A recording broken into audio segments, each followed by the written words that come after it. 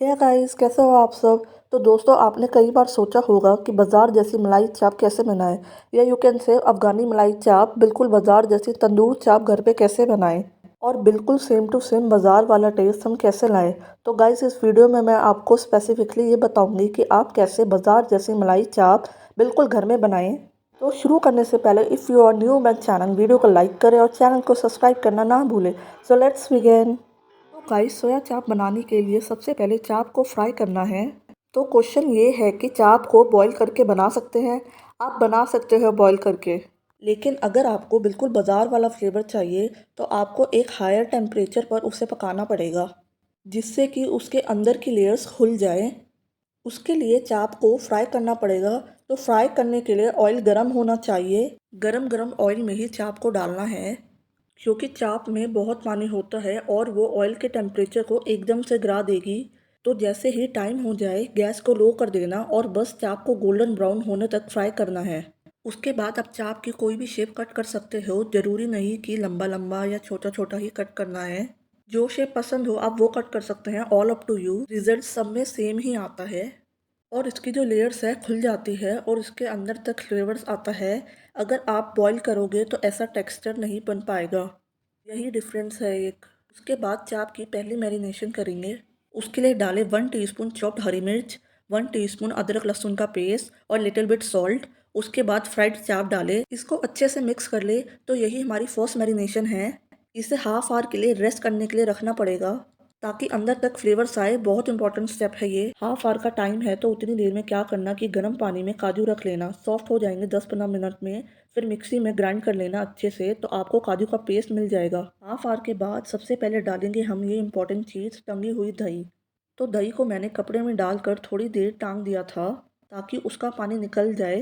जब तंदूरी चीज़ें बना रहे हो ना तो चीज़ें थिक होनी चाहिए। अगर उसमें मॉइस्चर होगा ना, जो मैरिनेशन है ना वो उसमें चिपकेगी नहीं। 3 टेबलस्पून दही, उसके बाद डालें 3 टेबलस्पून काजू का पेस्ट, उसके बाद 2-3 टेबलस्पून मलाई डालें।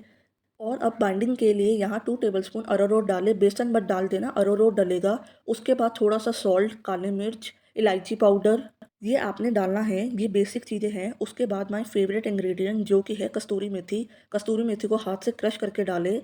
वैसे तो ये इनफ इंग्रेडिएंट है, बट मलाई चाप के लिए अगर और भी ज़्यादा क्रीमी क्रीमी बनाना है तो उसके लिए यहाँ डालें ग्रेटेड चीज़।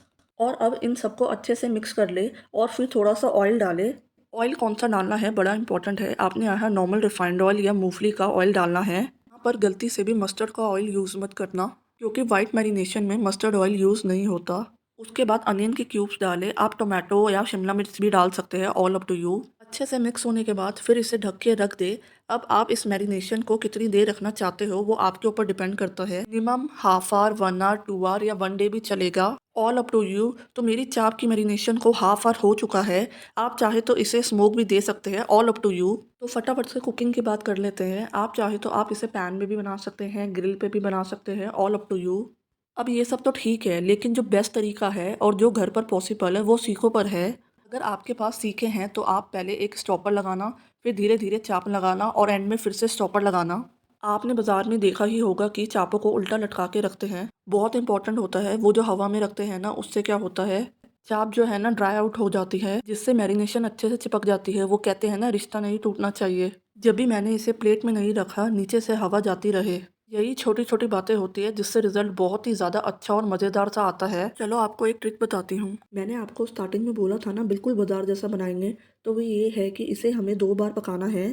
पहली बार इसे गैस पर हल्के से पकाना, उसके बाद वापस बिना प्लेट टच किए ग्रिलर पर रख देना, क्योंकि अभी भी मैरिनेशन सॉफ्ट है, निकल जाएगी। उसके बाद बटर स्प्रेड करें अच्छे से। ये छोटे छोटे काम करने से ऐसे मज़ेदार से फ्लेवर्स निकल के आते हैं जो सच में तंदूरी फ्लेवर्स को डिफाइन करते हैं। आपने बाज़ार में देखा होगा, जब आप लेने जाते हो तो हाफ डन करके रखते हैं और फिर बटर लगा के दोबारा पकाते हैं। बटर लगाने के बाद फिर से गैस पर पका लें क्रिस्पी होने तक। उसके बाद डन चाप को बाउल में डालें। उसके बाद डालें सॉल्ट, चाट मसाला, मलाई, काजू पेस्ट। और फिर उसके बाद भाई देखो, नींबू मार के ही मज़ा आएगा, बिना नींबू के तो मज़ा ही नहीं आएगा। उसके बाद डालें मक्खन। मक्खन के बिना तो भाई चाप बिल्कुल इनकम्प्लीट है। अच्छे से मिक्स कर लें इन सब चीज़ों को। तो बस बिल्कुल भी फ़र्क नहीं होगा, बिल्कुल बाजार जैसी मलाई चाप बनकर तैयार हो चुकी है। इसे थोड़ा सा चाट मसाला स्प्रिंकल कर दे और सर्व करें हरी चटनी के साथ। तो देखा आपने कितना आसान था इसे बनाना, खाने में बिल्कुल बाजार जैसी बनी है ये। तो अगर आपको आज की रेसिपी पसंद आई हो तो like, subscribe and share our channel and hit the bell icon for the latest updates. Must try this and don't forget to subscribe, guys.